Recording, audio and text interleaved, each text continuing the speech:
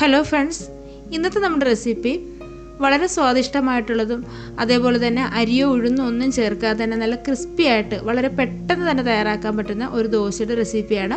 അപ്പോൾ എല്ലാവർക്കും വീഡിയോ ഇഷ്ടമാകും. നമുക്ക് വീഡിയോയിലേക്ക് പോകാം. ആദ്യം തന്നെ ഞാൻ 1 കപ്പ് റവ ഒരു ബൗളിലേക്ക് ഇട്ട് കൊടുക്കുന്നുണ്ട്. ഇതിനു വേണ്ടി നമുക്ക് വറുത്തതോ വറക്കാത്തതോ റവ എടുക്കാം. ഏത് റവയായാലും കുഴപ്പമില്ല. ഞാനിപ്പോൾ 1 കപ്പ് എടുത്തിട്ടുണ്ട്. ഇനി ഇതിലേക്ക് ഞാനൊരു 1/4 കപ്പ് അരിപ്പൊടിയാണ് ചേർത്ത് കൊടുക്കുന്നത്. ഇനി വേണ്ടത് കുറച്ച് തൈരാണ്. അധികം പുളിയില്ലാത്ത 2 ടേബിൾ സ്പൂൺ തൈര് ഞാൻ ചേർത്ത് കൊടുക്കുന്നുണ്ട്. ഇനി നല്ലതുപോലെ പുളിയുള്ള തൈരാണെന്നുണ്ടെങ്കിൽ 1 ടേബിൾ സ്പൂൺ ചേർത്ത് കൊടുത്താൽ മതി കേട്ടോ. അപ്പോൾ ഇനി ഇതെല്ലാം കൂടി ഒന്ന് ഇളക്കി ചേർത്ത് കൊടുത്ത ശേഷം നമുക്ക് കുറേശ്ശെ വെള്ളം ഒഴിച്ചിട്ട് ഇതൊന്ന് മിക്സ് ചെയ്തെടുക്കണം.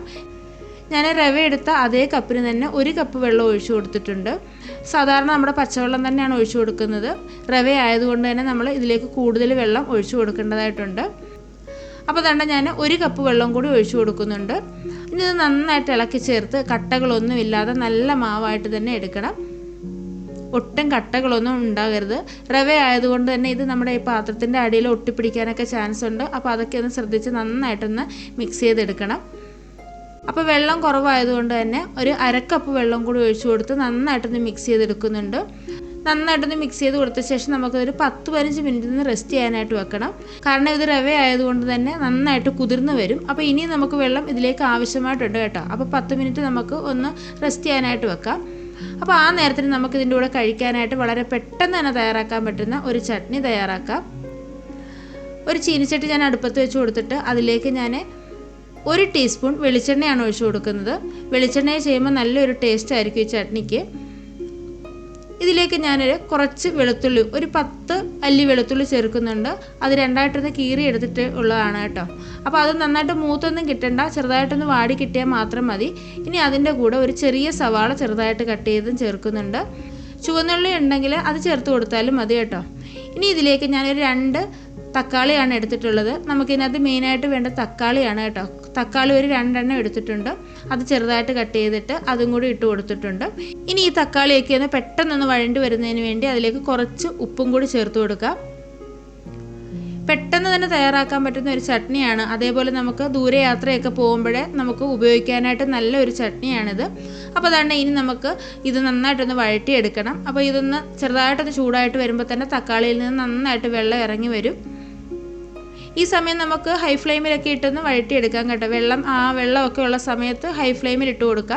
വെള്ളമൊക്കെ ഒന്ന് വറ്റി വരുന്ന സമയത്ത് മീഡിയം ഫ്ലെയിമിലോട്ടോ ലോ ഫ്ലെയിമിലോട്ടോ മാറ്റി നമുക്ക് ചെയ്യാവുന്നതാണ് കേട്ടോ.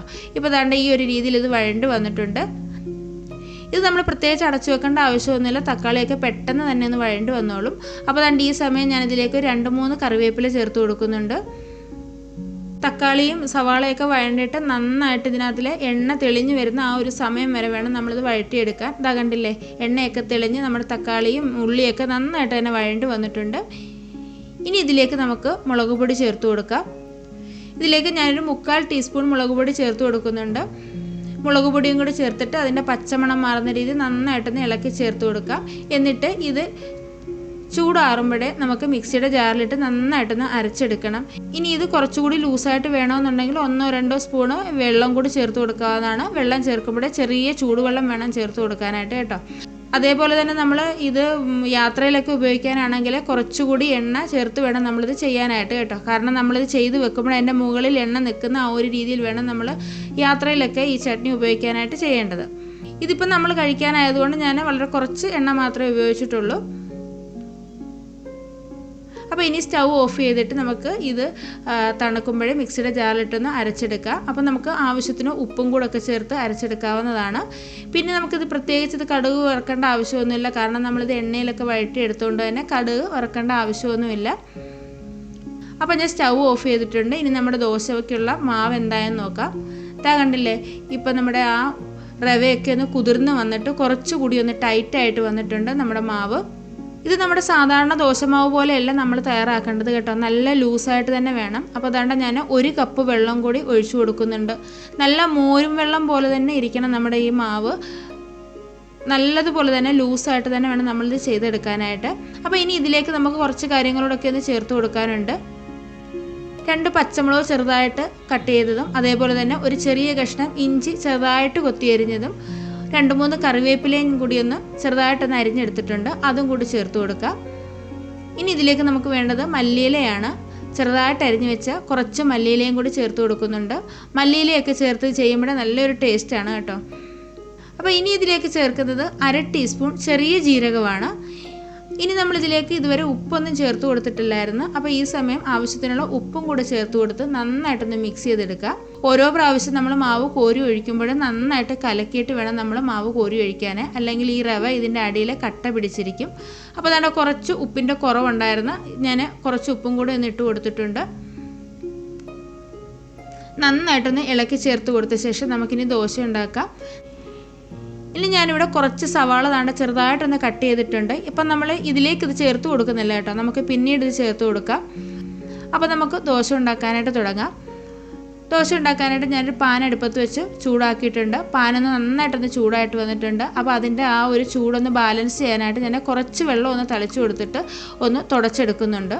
നമ്മുടെ തവയുടെ ചൂട് ബാലൻസ് ചെയ്ത് നിർത്തി വേണം നമ്മളിത് ചെയ്യാനായിട്ട് കേട്ടോ. അപ്പോൾ ചെറുതായിട്ട് നമ്മൾ കട്ട് ചെയ്ത് വെച്ചിരിക്കുന്ന ആ സവാള കുറച്ച് നമ്മുടെ പാനിലേക്കൊന്ന് ഇട്ട് കൊടുക്കുന്നുണ്ട്. നമ്മളിതിലേക്ക് എണ്ണയൊന്നും ചേർത്ത് കൊടുക്കേണ്ട ആവശ്യമില്ല ഇപ്പോഴേ. അപ്പോൾ ഈ സവാള ചേർത്ത് കൊടുത്തതിന് ശേഷം അതിന് മുകളിലേക്ക് നമ്മൾ ആ കലക്കി വെച്ചിരിക്കുന്ന മാവ് കുറേശ്ശെയായിട്ട് ദാണ്ട് ഇതുപോലെ ഒഴിച്ചു കൊടുക്കണം.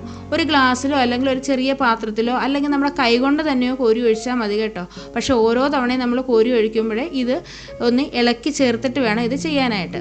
എന്നിട്ട് ദാണ്ട് ഇതുപോലെ ഒന്ന് ഒഴിച്ചു കൊടുത്താൽ ഇതേ രീതിയിൽ നല്ല നെറ്റ് പോലെ തന്നെ കിട്ടും. നമ്മൾ ഒരുപാട് ഒന്നിച്ച് കോരി ഒഴിക്കരുത്, ഇതുപോലെ ചെറുതായിട്ട് ഒഴിച്ചു കൊടുത്തെങ്കിൽ ആ ഒരു ഹോൾസ് ഒക്കെ വന്ന് നല്ല രീതിയിൽ നന്നായിട്ട് കിട്ടത്തുള്ളൂ കേട്ടോ. അപ്പം നമ്മളിത് സാധാരണ ദോശ പോലെയല്ല, ഇത് ചെയ്തെടുക്കുന്നതിന് കുറച്ച് സമയം എടുക്കും. സാധാരണ ദോശ പോലെ വളരെ പെട്ടെന്ന് നമുക്ക് ചെയ്തെടുക്കാൻ പറ്റില്ല കേട്ടോ. നല്ല ക്രിസ്പി ആയിട്ടൊക്കെ ചെയ്തെടുക്കുന്നതുകൊണ്ട് എല്ലാം നല്ല രീതിയിൽ ആ ഒരു ഒന്ന് മുരിഞ്ഞൊക്കെ ഒന്ന് വരാൻ ടൈം എടുക്കും. അപ്പോൾ ചെറുതായിട്ടൊന്ന് വെന്ത് വന്നപ്പോഴേ ആ ഒരു സമയം ഞാൻ ഇതിലേക്ക് കുറച്ച് എണ്ണ ഇതുപോലെ ഒന്ന് സ്പ്രെഡ് ചെയ്ത് കൊടുക്കുന്നുണ്ട്. എണ്ണ ഇതുപോലെ ഒന്ന് ചെറുതായിട്ടൊന്ന് സ്പ്രെഡ് ചെയ്യുമ്പോൾ തന്നെ ഇതിൻ്റെ അടിവശം നല്ലതുപോലെ മുരിഞ്ഞ് കിട്ടും. നമ്മൾ സവാള ഈ മാവിലേക്ക് ചേർത്ത് കൊടുത്താൽ ഇതിനതിൽ വെള്ളം വറ്റി വരാൻ ഒരുപാട് സമയം എടുക്കും. അതുപോലെ തന്നെ നമ്മൾ സവാള ഇതിനടിയിലാണ് ചേർത്ത് കൊടുക്കുന്നുണ്ടെങ്കിൽ പെട്ടെന്ന് തന്നെ ക്രിസ്പി ആയിട്ട് കിട്ടുകയും ചെയ്യും. അതുപോലെ തന്നെ നമുക്ക് ദോശ നമ്മുടെ തവയിൽ നിന്ന് പെട്ടെന്ന് തന്നെ ഇളക്കിയെടുക്കാനും പറ്റും. അത് നോൺ സ്റ്റിക്കിൻ്റെ പാൻ അല്ലെന്നുണ്ടെങ്കിൽ തന്നെ നമുക്ക് പെട്ടെന്ന് തന്നെ ഇതുപോലെ ഈ ദോശ ഇളക്കിയെടുക്കാൻ പറ്റും, സവാള ആദ്യം നമ്മൾ ചേർത്ത് കൊടുക്കുമ്പോഴേ. അപ്പോൾ അതാണ്ട് ഇതിൻ്റെ വെള്ളമൊക്കെ ഒന്ന് ചെറുതായിട്ടൊന്ന് വറ്റി വരുന്നുണ്ട്. എല്ലാ സൈഡും ഇതുപോലൊന്ന് മുരിഞ്ഞ് കിട്ടുന്നതിന് വേണ്ടി നമ്മൾ ദാണ്ട് ഇതേപോലെ തവയൊന്ന് പതുക്കെ ഒന്ന് നീക്കി ആ ഒരു എല്ലാ സൈഡും നല്ലതുപോലെ ആ ചൂട് വരുന്ന രീതിയിലൊന്ന് ചെയ്ത് കൊടുക്കണം കേട്ടോ. സ്റ്റൗവിൽ വെക്കുന്നതുകൊണ്ട് തന്നെ അത് നമ്മൾ നടുക്ക് തന്നെ വെച്ച് കൊടുത്താൽ ഒരു ഭാഗം മാത്രം നന്നായിട്ടങ്ങ് മുരിഞ്ഞ് വരികയും മറ്റു ഭാഗം മുരിഞ്ഞ് വരാതിരിക്കുകയും ചെയ്യും. അതുകൊണ്ട് ഇതുപോലെ തവയൊന്ന് പതുക്കെ ഒന്ന് നീക്കി വെച്ച് കൊടുക്കണം. വെള്ളമൊക്കെ വറ്റിയിട്ട് നന്നായിട്ട് തന്നെ വന്നിട്ടുണ്ട്. അതിൻ്റെ അടിവശമൊക്കെ നന്നായിട്ടൊന്ന് മുരിഞ്ഞ് വന്ന് നല്ല ക്രിസ്പി ആയിട്ടാണ് നമ്മുടെ ദോശ കിട്ടുന്നത്. ഇത് നമ്മൾ എല്ലാം ഉണ്ടാക്കിയിട്ട് കഴിക്കാനായിട്ട് ഇരിക്കരുത് കേട്ടോ. ഇത് നമ്മൾ ഉണ്ടാക്കുമ്പോൾ തന്നെ ഓരോന്ന് കഴിക്കുന്നതാണ് നല്ലത്. കുറച്ച് കഴിഞ്ഞ് കഴിയുമ്പോൾ ഇതങ്ങ് തണുത്ത് പോകും. ഇതാ കണ്ടില്ല, നന്നായിട്ട് തന്നെ ഇളകി കിട്ടുന്നുണ്ട്. നന്നായിട്ട് തന്നെ ഇതേ രീതിയിൽ തന്നെ നമുക്കിത് ഇളക്കിയെടുക്കാം. നല്ല ക്രിസ്പി ആയിട്ടാണ് കിട്ടിയേക്കുന്നത്. അതേപോലെ തന്നെ നമ്മൾ ഇത് തിരിച്ചിടേണ്ട ആവശ്യമൊന്നുമില്ല. ഇനി വേണമെന്നുണ്ടെങ്കിൽ ഒന്ന് തിരിച്ചിടുന്നതുകൊണ്ടും കുഴപ്പമില്ല കേട്ടോ. നല്ല ക്രിസ്പി ആയിട്ട് കിട്ടിയിട്ടുണ്ട്. കുട്ടികൾക്കൊക്കെ ഇഷ്ടപ്പെടുന്ന വളരെ ടേസ്റ്റി ആയിട്ടുള്ള ഒരു ദോശയാണിത്. നമുക്കിത് അരിയോ ഉഴുന്നോ ഒന്നും ചേർക്കാതെ തന്നെ വളരെ പെട്ടെന്ന് തന്നെ നമുക്ക് ചെയ്തെടുക്കാവുന്നതാണ്. അപ്പോൾ ഒരെണ്ണം കൂടി നമുക്ക് വളരെ പെട്ടെന്ന് തന്നെ ഒന്ന് ചെയ്തെടുക്കാം. നമ്മൾ ഈ ദോശയിലേക്ക് ബേക്കിംഗ് സോഡയോ ഈനോയോ അങ്ങനെയുള്ള ഒരു കാര്യങ്ങളും ഒന്നും ചേർത്ത് കൊടുക്കുന്നില്ല. അതൊന്നും ചേർക്കാതെ തന്നെ നല്ല പെർഫെക്റ്റ് ആയിട്ടുള്ള നല്ല ക്രിസ്പി ആയിട്ടുള്ള നല്ല നെറ്റ് പോലുള്ള ദോശ നമുക്ക് ചെയ്തെടുക്കാവുന്നതാണ്.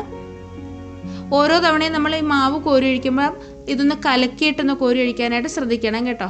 ഒന്ന് തിരിച്ചിട്ട് കൊടുക്കുന്നതുകൊണ്ടും കുഴപ്പമില്ല. ഇനി തിരിച്ചിടണ്ടെങ്കിൽ അങ്ങനെയും ചെയ്യാവുന്നതാണ്.